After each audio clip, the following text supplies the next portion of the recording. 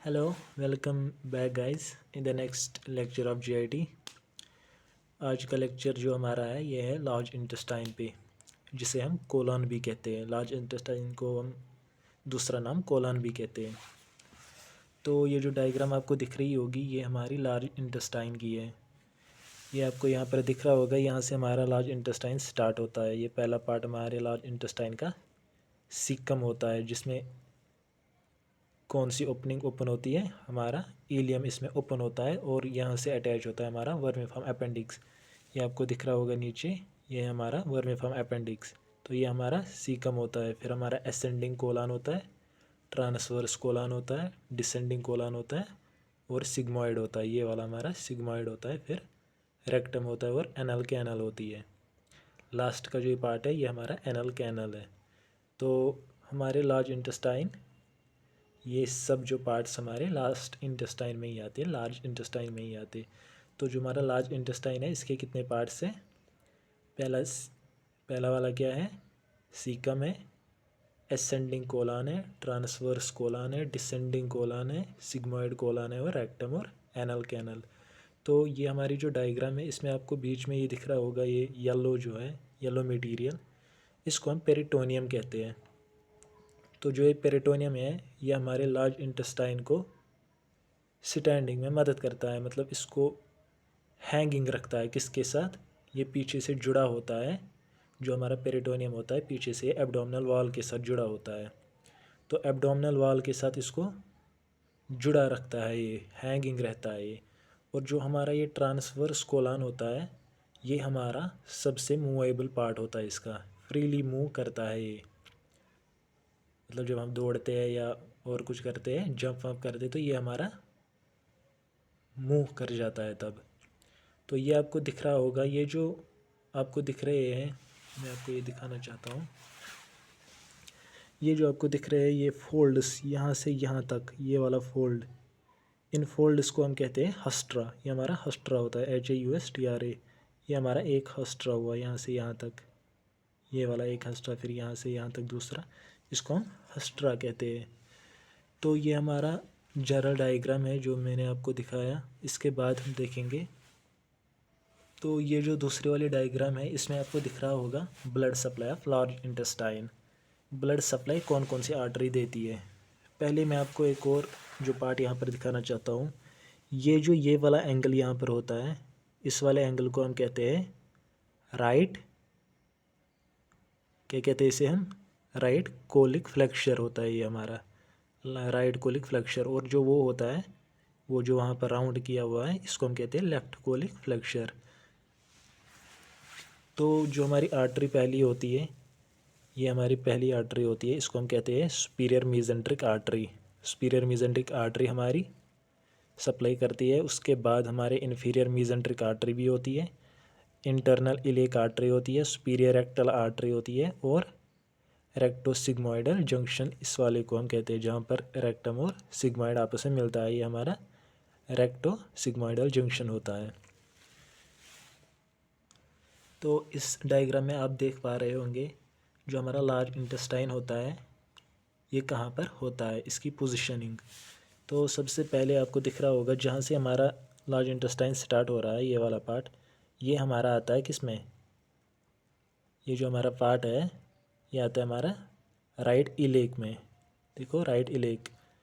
फिर ऊपर देखो एपिगेस्ट्रियम में भी आता है, लेफ़्ट फ्लैंक जो उसको हमने कहा है इसमें भी आता है, और ये जो हमारा नीचे वाला पार्ट है इसमें भी आता है। मतलब ऑलमोस्ट जितने भी हमारे क्वाड्रेंट्स होते हैं, 6 क्वाड्रेंट्स या 9 हम कहते हैं, 9 क्वाड्रेंट्स जो हमारे इसमें बनते हैं एब्डोमिनल में, तो उन सब में होता है। देखो पेल्विस तक है, पेल्विस में भी है, राइट ग्रोइन में भी है, लेफ़्ट ग्रोइन में भी है, राइट फ्लैंक में भी है, अम्बिलिकल में भी पार्ट थोड़ा सा आ रहा है, इसी तरह लेफ़्ट फ्लैंक में भी है, एपिगेस्ट्रियम में भी है, तो राइट हाइपोकॉन्ड्रिया में भी है, लेफ़्ट हाइपोकॉन्ड्रिया में भी इसके कुछ पार्ट्स आ रहे हैं। तो ये पूरे को कवर करता है हमारा लार्ज इंटेस्टाइन।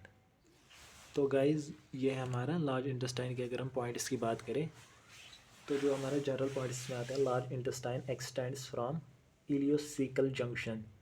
इलियोसिकल जंक्शन, अगर आपको ये डायग्राम दिख रही होगी, यहाँ से हमारा इलियम आता है, यहाँ से हमारा इलियम, ये हमारा इलियम का पार्ट हुआ जो हमारे लार्ज इंटेस्टाइन में एंटर होता है यहाँ पर पहले पार्ट सीकम में।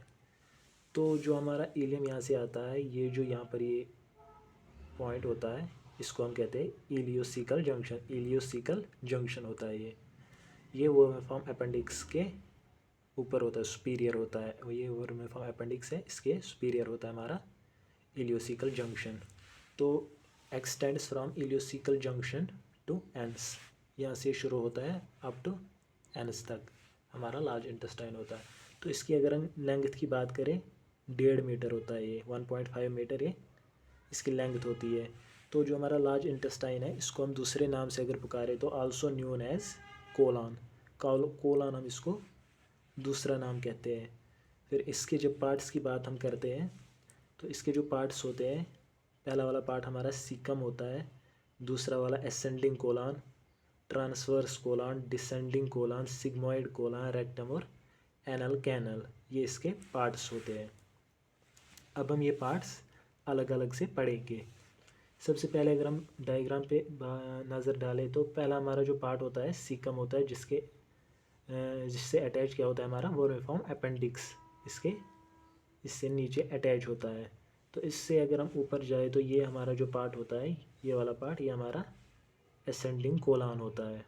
फिर ये वाला जो आप देखो ये हमारा राइट कोलिक फ्लेक्सर होता है, राइट कोलिक फ्लेक्सर, या इसको हम कहते हैं राइट हेपेटिक फ्लेक्सर भी। ये हमारा फिर ट्रांसवर्स कोलन होता है और यहाँ पर होता है हमारा लेफ़्ट कोलिक फ्लेक्सर या लेफ़्ट स्प्लेनिक फ्लेक्सर भी हम इसे कहते हैं। उसके बाद हमारा डिसेंडिंग कोलन होता है, क्योंकि ये नीचे आता है तो डिसेंडिंग कोलन हुआ। फिर हमारा ये एस शेप्ड जो होता है, ये वाला जो पार्ट हमारा एस शेप्ड होता है, ये हमारा होता है सिग्मोइड, ये वाला पार्ट हमारा सिग्मोइड होता है।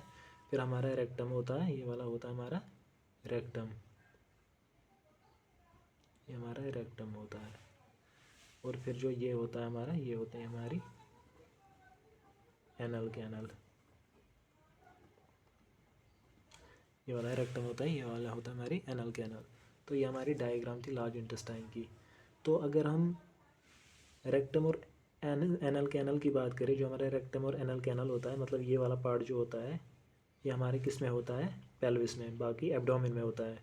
Rest of all parts remains in abdomen, बाकी जो होता है एब्डोमेन में होता है, लेकिन ये वाला जो पार्ट्स हैं ये हमारे पेल्विस में आ जाते हैं।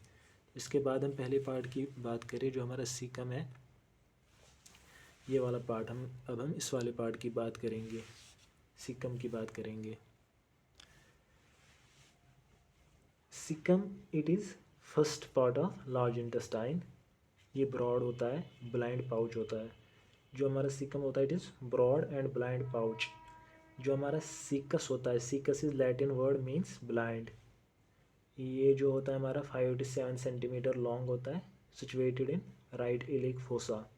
जो हमारा राइट इलिक फोसा होता है, ये वाला हमारा राइट इलिक फोसा होता है, ये हमारे लेफ़्ट इलिक फोसा में होता है, ये हमारा राइट इलिक फोसा होता है। तो ये कहाँ पर होता है, हमारे राइट इलिक फोसा में होता है ये। उसके बाद ileum opens in superior part of caecum. ये जो पार्ट यहाँ पर आपको दिख रहा है ये सुपीरियर पार्ट होता है सीकम का, ये होता है सीकम का इन्फीरियर पार्ट, ये होता है सुपीरियर पार्ट, ये सीकम होता है, ये इसका सुपीरियर पार्ट होता है। Ileum opens in superior part of caecum 2.5 centimetre inferior to ileocaecal junction. ये जो हमारा जंक्शन है इससे नीचे 2.5 सेंटीमीटर, अगर इससे नीचे हम 2.5 सेंटीमीटर आए तो हमारा वर्मिफॉर्म अपेंडिक्स होता है, उसी की बात कर रहा है ये। 2.5 centimetre inferior to ileocaecal junction the vermiform appendix opens into medially, ये मीडियली निकलता है, ये जो आपको दिख रहा है ये मीडियली है, मीडियली निकल रहा है हमारा वर्मिफॉर्म अपेंडिक्स। तो caecum is completely covered by peritoneum and is slightly movable. ये कम्प्लीटली कवर होता है किससे, पेरिटोनियम से, पेरिटोनियम से ये कवर होता है और ये थोड़ी सी मूवमेंट दिखाता है, slightly movable. There are 3 peritoneal recesses, there are 3 peritoneal recesses, या जिनको हम पॉकेट्स भी कहते हैं, मतलब ये पेरिटोनियम के पाउचेस, मान लो पाउचेस होते हैं। एट इलियोसिकल जंक्शन कहाँ पर, इलियोसिकल जंक्शन के पास। पहला वाला जो होता है वो हमारा सुपीरियर होता है, सुपीरियर इलियोसिकल। दूसरा वाला इन्फीरियर होता है, और तीसरा वाला जो होता है वो होता है रेट्रोसिकल रिसेस। पहला वाला सुपीरियर होता है, इन्फीरियर होता है और रेट्रोसिकल रिसेस होते हैं। ये 3 पेरिटोनियल रिसेसेस होते हैं। पहला वाला होता है हमारा सुपीरियर, मतलब जो ऊपर से इसको कवर करता है। फिर होता है हमारा इन्फीरियर जो नीचे से करता है। फिर होता है रेट्रोसिकल, मतलब जो पीछे से इसको करता है। जो हमारा रेट्रोसिकल रिसेस होता है lies posterior to caecum, caecum के पीछे वाले हिस्से में ही होता है। And in most people appendix lies in it, appendix lies in it. ज़्यादातर लोगों में जो हमारा अपेंडिक्स होता है वो वहीं पर लाई करता है, पोस्टीरियर साइड में, रेट्रोसिकल रिसेस में। तो ileum enters into caecum obliquely, जो इलियम हमारा सीकम में एंटर होता है ये ओब्लिकली, मतलब ऐसे ओब्लिकली ऐसे आ रहा है, ये सीकम में एंटर हो रहा है। Ileum enters into caecum obliquely and partly invaginates into it, और इसको इन्वेजिनेट करता है अंदर से। और क्या बनाता है ये अंदर जब आता है, आपको दिखाऊंगा।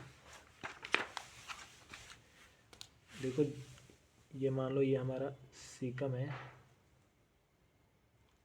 ऐसे ही ओब्लिकली इन्वर्ट कर जाता है। ये हमारा इलियम आया और ऐसे थोड़ा अंदर आता है। फिर ये बनाते हैं इसके अपने लिप्स, अंदर से लिप्स बनाते हैं। ये थोड़ा अंदर आता है ना, यहाँ से क्या निकलता है हमारा, ये होता है हमारा वर्मिफॉर्म अपेंडिक्स। ये हमारा सीकम, ये इलियम हमारा होता है। तो उसी की बात कर रहे हैं, इन लिप्स की बात। The two lips of openings are prominent and are continuous with 2 ridges in mucosa, mucosa के साथ ये कंटिन्यूअस होता है और 2 रिजेस बनाता है। जो 2 रिजेस होते हैं म्यूकोसा के, जिनको हम क्या कहते हैं, फ्राइन्यूला इलियोसिकल वैल्यू, फ्राइन्यूला कहते हैं हम उनको, फ्राइन्यूला इलियोसिकल वैल्यू होता है। व्हेन सीकम डिस्टेंडेड, जब सीकम हमारा डिस्टेंड होता है, मतलब पूरा भरा हुआ होता है, उस वक्त जो ये हमारा फ्रेन्यूला होता है ये स्ट्रेच कर जाते हैं, स्ट्रेच कर जाते हैं। और जो lips of opening close tightly, जब ये मतलब भरा हुआ होता है, फुल होता है, तो जो फ्रेन्यूला होता है वो स्ट्रेच कर जाता है। जब वो स्ट्रेच करता है, जो लिप्स होते हैं ओपनिंग के वो टाइटली क्लोज हो जाते हैं। तो जो उसमें मटेरियल होता है वो पीछे वापस नहीं जाता, वो वापस इलियम में नहीं जाता, क्योंकि इलियम से ही आया हुआ होता है। फिर जब आगे लिप्स बंद हुए, फिर सीकम में कितना भी प्रेशर आ जाए, लिप्स बंद हो जाते हैं, तो इलियम में वापस मटेरियल नहीं जा पाता है। तो इसके बाद हम बात करेंगे अब वर्मिफॉर्म अपेंडिक्स की, क्योंकि ये भी इसी का पार्ट है, इसी के साथ ही हम इसको पढ़ेंगे।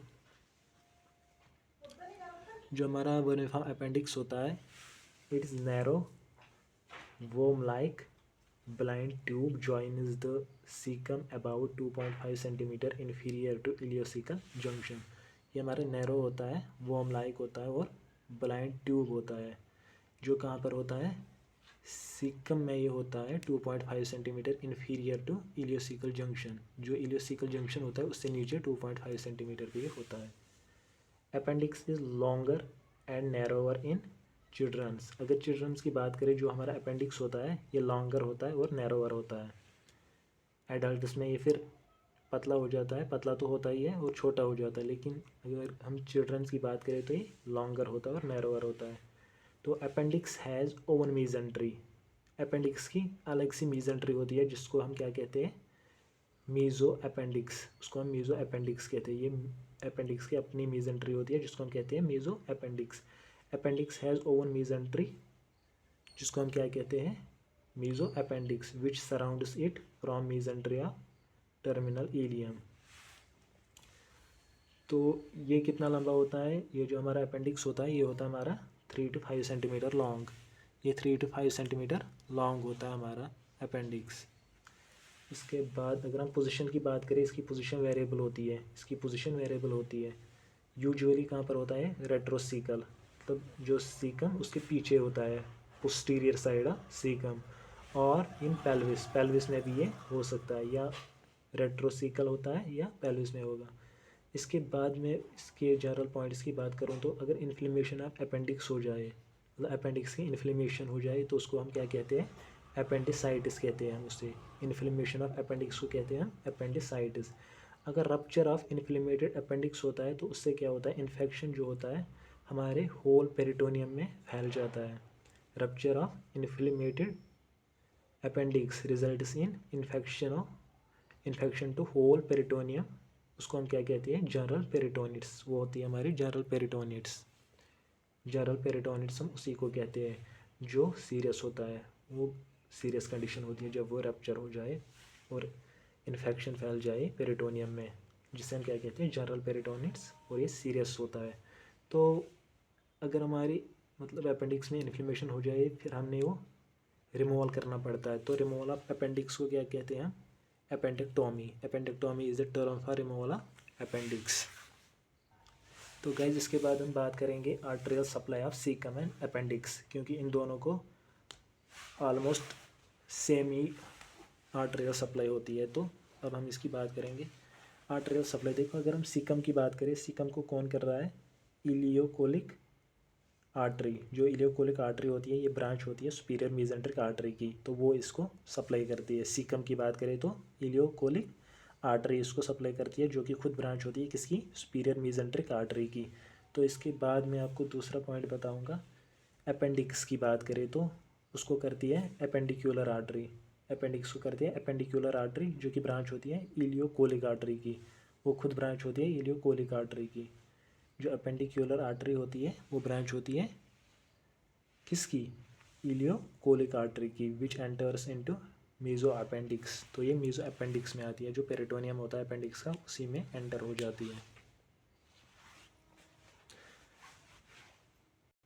तो इसके बाद अगर हम बात करें वेनस ड्रेनेज की, तो कॉरस्पॉन्डिंग जो वेन्स होती है वो ड्रेन कर जाती है into ileocolic vein, which further drains into superior mesenteric vein.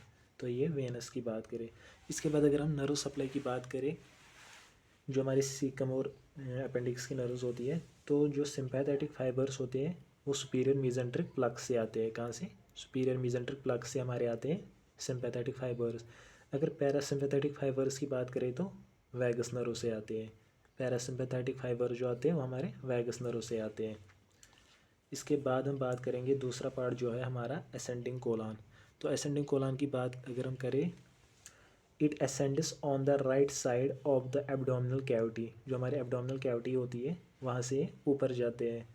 तो right side of abdominal cavity से ऊपर जाते हैं, कहाँ तक जाते हैं, from caecum to right lobe of liver. जो हमारा लिवर का राइट लोब होता है वहाँ तक ये पहुँच जाते हैं, right lobe of liver. Where it turns to the left, वहाँ पर ये लेफ्ट टर्न कर जाता है। राइट साइड ऑफ एब्डोमिन में ऊपर जाती है, कहाँ तक, हमारे राइट लोब ऑफ लिवर तक। फिर वहाँ से लेफ़्ट की ओर टर्न कर जाती है, turn to the left as the right colic flexure, वहीं पर ही बनाती है राइट कोलिक फ्लेक्चर, जिसकी बात हमने की थी, जो मैंने आपको दिखाया था। तो मैं फिर दिखाऊंगा आपको वो डायग्राम। जो हमारा असेंडिंग कोलन होता है ये ऊपर जाता है पहले, ये राइट साइड ऑफ एब्डोमिन होता है, ये वाला, ये लेफ्ट साइड ऑफ एब्डोमिन, ये राइट साइड ऑफ एब्डोमिन। पहले ऊपर जाता है, यहाँ पर होता है हमारा राइट लोब ऑफ लिवर, तो वहाँ तक जाती है। फिर यहाँ पर ये मुड़ जाती है लेफ़्ट की ओर। ये इसका मतलब एब्डोमिन का लेफ़्ट होता है। यहाँ से यहाँ मुड़ने को हम एब्डोमिन में अगर हम देखें तो ये लेफ़्ट साइड में मुड़ता है। तो ये जो ये कर्व बनाता है इसको हम कहते हैं राइट कोलिक फ्लेक्चर। तो क्या बनाते हैं, ये राइट कोलिक फ्लेक्चर बनाती है, और हेपेटिक फ्लेक्चर हम भी हम उसे कहते हैं। तो या हेपेटिक फ्लेक्चर भी बनाती है। जो असेंडिंग कोलन होता है ये भी रेट्रोपेरिटोनियल होता है। Ascending colon is retroperitoneal, 12 to 20 centimetre long होता है ये। तो इसके बाद अगर हम बात करेंगे ट्रांसवर्स कोलन की, अगर हम बात करें, ये होता है 45 सेंटीमीटर लॉन्ग और लार्जेस्ट पार्ट होता है ये हमारा जो ट्रांसवर्स कोलन होता है। ये जो हमारा ट्रांसवर्स कोलन होता है ये हमारा लार्जेस्ट पार्ट होता है, 45 सेंटीमीटर लॉन्ग होता है, लार्जेस्ट पार्ट होता है, मोस्ट मूवेबल, क्योंकि ये इजीली मूव कर जाता है। ये वाला जो पार्ट है ये इजीली मूव करता है, ऊपर ही पेरिटोनियम के साथ होता है और नीचे लटका होता है ये। तो हम कोई भी मूवमेंट करें ये इजीली मूव कर जाता है। तो most movable part, it crosses abdomen from right colic flexure to left colic flexure, double layered fold of peritoneum that suspends the transverse colon from posterior abdominal wall. तो जो इसका peritoneum होता है वो डबल लेयर्ड होता है, जो कि इसको कहाँ से सस्पेंड करता है, एब्डोमिनल वाल के साथ इसको लटकाए रखता है। तो इसके बाद अगर हम बात करें इसके बाद जो हमारा है वो है हमारा डिसेंडिंग कोलन। तो डिसेंडिंग कोलन क्या होता है, descending colon from left colic flexor into the left iliac fossa. तो ये हमारा लेफ्ट कोलिक फ्लेक्सर है, ये हमारा लेफ्ट इलियक फोसा है, ये वाला, ये हमारा राइट इलियक फोसा था, तो ये हमारा लेफ्ट इलियक फोसा है, और ये हमारा प्यूबिक एरिया है यहाँ पर। तो कहाँ से ये आता है, लेफ्ट कोलिक फ्लेक्सर से ये आता है into left iliac fossa, wire it is continuous with sigmoid colon. तो ये कितना लंबा होता है, 25 to 30 सेंटीमीटर लॉन्ग होता है। डायमीटर इसका क्या होता है, लेस देन होता है किसका, असेंडिंग कोलन का। जो असेंडिंग कोलन का डायमीटर होता है उससे कम होता है डिसेंडिंग कोलन का diameter. Ascending colon, transverse colon और डिसेंडिंग कोलन ये क्या बनाते हैं, हमारे फ्रेम बनाते हैं फॉर स्मॉल इंटेस्टाइन। ये देखो, ये हमारा असेंडिंग कोलन है, ये ट्रांसवर्स कोलन है, ये डिसेंडिंग कोलन है। तो ये फ्रेम कैसे बना, जो हमारा स्मॉल इंटेस्टाइन होता है वो इसी में तो होता है। आपने डायग्राम देखी होगी, बहुत डायग्राम देखी होगी, स्मॉल इंटेस्टाइन हम इसी बीच में ही दिखाते हैं। तो ये उसके लिए क्या बनाता है, फ्रेम बनाता है उसके लिए, स्मॉल इंटेस्टाइन के लिए। इसके बाद हम सिग्मोइड कोलन की बात करेंगे। सिग्मोइड कोलन में क्या है, it forms S shaped loop. मैंने आपको पहले ही बताया था। ये देखो, ये जो यहाँ से ये वाला लूप बन रहा है, ये वाला, ये एस शेप्ड लूप, इसी को हम कहते हैं सिग्मोइड कोलन। सिग्मोइड मतलब होता है एस सी। तो 40 सेंटीमीटर ही लॉन्ग होता है। It has a long inverted V shaped mesentery, जो इसकी मीजेंट्री होती है वी शेप्ड होती है, जिसको हम क्या कहते हैं, सिग्मोइड मीजोकोलन कहते हैं। Faeces are stored in sigmoid colon until just before defecation. तो ये मोबाइल पार्ट होता है, मतलब ये भी मूव करता है, मोबाइल पार्ट होता है ये भी।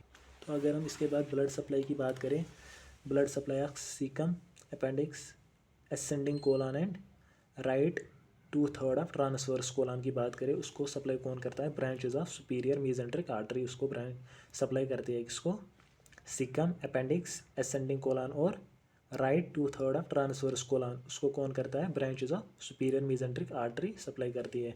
और कॉरस्पॉन्डिंग जो वेन्स होती है वो ड्रेन कर जाती है इनटू सुपीरियर मीजेंट्रिक वेन में।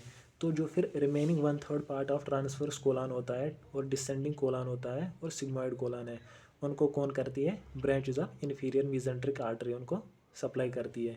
और जो कॉरस्पॉन्डिंग वेन्स होती है वो ड्रेन कर जाती है इनटू इन्फीरियर मीजेंट्रिक आर्टरी, इनको कर रही है सुपीरियर, इनको इन्फीरियर। तो ये बात याद रखनी है इसमें। इसके बाद हम बात करेंगे रेक्टम के बारे में अब। तो अगर हम रेक्टम के बारे में बात करें, रेक्टम क्या होता है, ये हमारा फिक्स्ड पार्ट होता है, टर्मिनल पार्ट होता है, फिक्स्ड पार्ट और टर्मिनल पार्ट होता है। Begin is anterior to sacral third sacral vertebra, उसके आगे anterior to S3 vertebra, end is at 3-4 centimetre anterior inferior to the tip of coccyx, जो कोकैक्स बोन होती है उसके एंटीरियर इन्फीरियर, उसके आगे और नीचे, थोड़ा आगे और नीचे 3-4 सेंटीमीटर, वहाँ पर ये एंड होता है। Where it becomes continuous with anal canal, वहाँ से हमारा एनल कैनल कंटिन्यू होता है। The U shaped puborectalis muscle, जो हमारी प्यूबोरेक्टालिस मसल होती है वो यू शेप्ड होती है, जो हमारी प्यूबोरेक्टालिस मसल होती है वो यू शेप्ड होती है। Forms a sling at junction of rectum and anal canal producing an angle 90 degree, मतलब राइट एंगल बनाती है, जिसको हम कहते हैं एनोरेक्टल एंगल। जो प्यूबोरेक्टालिस मसल होती है वो यू शेप्ड होती है, तो किसके साथ, जंक्शन जो रेक्टम का होता है और एनल कैनल का, वहाँ पर क्या बनाती है, एंगल बनाती है, राइट एंगल 90 डिग्री, मतलब यू शेप्ड 90 डिग्री एंगल बनाती है, जिसको हम कहते हैं एनोरेक्टल एंगल। तो जो टर्मिनल पार्ट होता है रेक्टम का, उसमें क्या होते हैं, वो डायलिटेशन होता है, मतलब डायलेट होता है, वो पूरा डायलेट होता है। और जो वो डायलेट पार्ट होता है उसको हम कहते हैं एम्प्यूला, उसको हम एम्प्यूला कहते हैं, जो डायलेटेड पार्ट होता है, जो मैंने डायग्राम में भी थोड़ा दिखाया था। देखो ये हमारा रेक्टम हुआ ना, यहाँ से ये रेक्टम होता है, तो ये जो डायलेटेड पार्ट होता है ये वाला, इसको हम एम्प्यूला कहते हैं। इसके बाद कंटिन्यू क्या होता है हमारा, एनल कैनल।